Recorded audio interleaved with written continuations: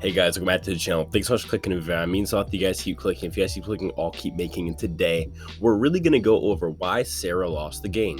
I mean, obviously, there's so much strategy from this episode, but really, I want to focus on her path throughout the game. And on top of that, her tribe's strategy and how that's affected her downfall. If you haven't already, like, share, subscribe, do all that good stuff because it's free, it's easy, and it really does help the channel out.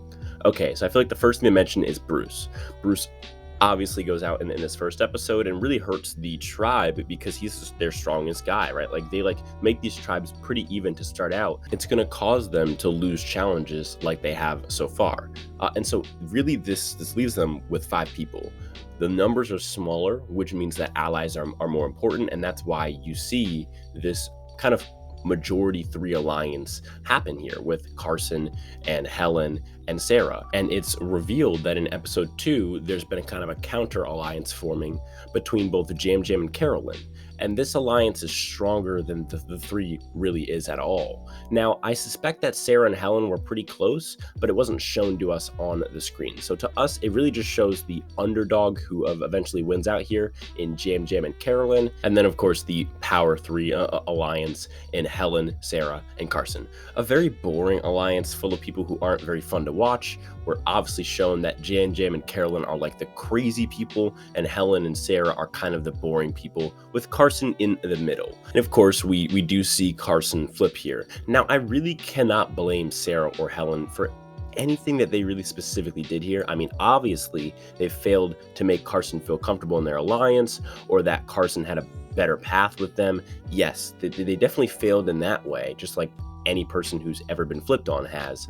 I think the key is, like, did they do anything abhorrently wrong or any stupid moves? Not really. Like, they kept it solid. They didn't put him down, and I think it would have been an equally as good path as the one he's on right now if he did go with them. So I don't think it was really necessarily a problem with them as much as Carson just wanting to make a big move here. Now, I credit Sarah because Helen, for whatever reason, had less of a bond to Carson, causing Carson to blindside Helen here instead of completely blindsiding Sarah here in this first vote. And it does buy Sarah a few rounds in the game. Now, the reason to me that I think Sarah is such a good player, at least on paper, and definitely has potential maybe on a return, it was really demonstrated here when she weaved her way back into this alliance here and really kicked Carolyn out. So it was her and Jam Jam that kind of separated themselves from Carolyn. And of course, there's still Carson there, but they really feel like they could pull Carson in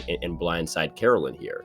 Of course, when Carson gets swapped over and they get Josh for Carson, it's an easy boot here. Josh first, and then Carolyn is on the outside of our alliance. So really, really good on Sarah here for really sliding into this alliance and really, capturing Jam Jam's heart, whether it's emotionally or strategically. She really weaved her way in here and made Carolyn just kind of burn her own bridges. Very, very smart here. Of course, Carolyn does help her, of course, by being ridiculously crazy and emotional and getting offended, but Sarah does a great job just sitting back and letting Jam Jam and Carolyn's relationship crumble.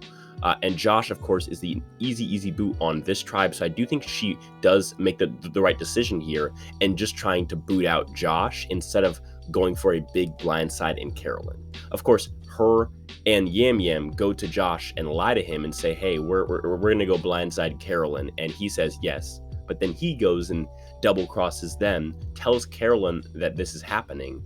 But they, again, do a great job going to Carolyn and actually telling the truth, saying that they're not trying to blindside her. So she actually does believe them, like she should. And now, of course, we have, is Josh going to play the idol on himself or Carolyn? They've done everything right except convince Josh that they truly are going after Carolyn, because Josh does want to save Carolyn. So if they could successfully convince Josh that they were voting for Carolyn, he wouldn't waste it on himself and he would play it on Carolyn.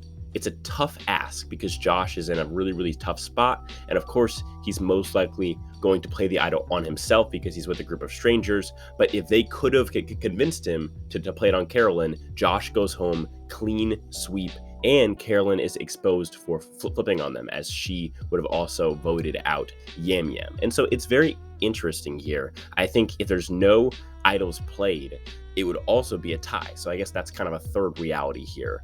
In a tie, I don't think that Josh and Carolyn stick together here. I think Yam Yam and Sarah are much more solid, and Carolyn would flip on the person that she met one day ago over her original tribe. So I think that they're in a great spot as long as Josh does not play his idol. As far as like the idols and whether or not I really think it's even fair for them to have given these swapped players the idols, most people think that it's not fair. I actually think it's fair, but I don't think it's right. I think that the mistake was actually them even swapping them in the first place in this way. If you're going to swap, do a regular swap. Why are we swapping one player? Of course it's unfair, and of course you're then going to have to balance it out by giving them an unfair advantage in the other way. So although it's an unfair advantage, I think the real problem here is the swap itself. So I do not mind Josh having this idol, but I do think it's a bit overpowered. But then again, Josh is completely alone. They could all just vote him out, and that would not be fun to watch. So I also kind of get it. Now, moving back to earlier in episode 4, we obviously saw Sarah find what she thought was a real idol. Now, I have to give Carolyn credit. Her idea here was very clever, and I also would have fallen for it as well. So I really can't call Sarah dumb for that. But I really have to say the dumbest thing that Sarah did in this entire game was not play that idol. I totally get it. It's fake. It wouldn't have mattered. But again, in her reality, that is totally real. And if that was real, we would all be calling it the dumbest move of the season for a reason, because she knows that she is in danger. And an idol was just played in front of her by the person who they voted for. Like, it's just common sense. Who else are they going to vote for? Did she think that they're voting for Yam Yam? Did she think that maybe Josh hadn't flipped Carolyn and really Josh was going to idol out Yam Yam or even Carolyn? I mean, even if she did, it doesn't put 2 and 2 together that Carolyn and Josh are working together. Even if she just thinks that it's just Josh's vote, that's going to count. Why wouldn't Josh go for you? Why risk that with an idol that you just found? Like, come on. Like, that is so silly. And I really do think, even though it's a fake idol and it would not have mattered, in her head, it's real. And that was very silly of her not to give herself that extra boost of safety. Of course, it's not real. I mean, this is all kind of hypothetical, but in this hypothetical, that is a stupid move. What do you guys think? Is it a stupid move, or am I overreacting? Let me know down below in the comments.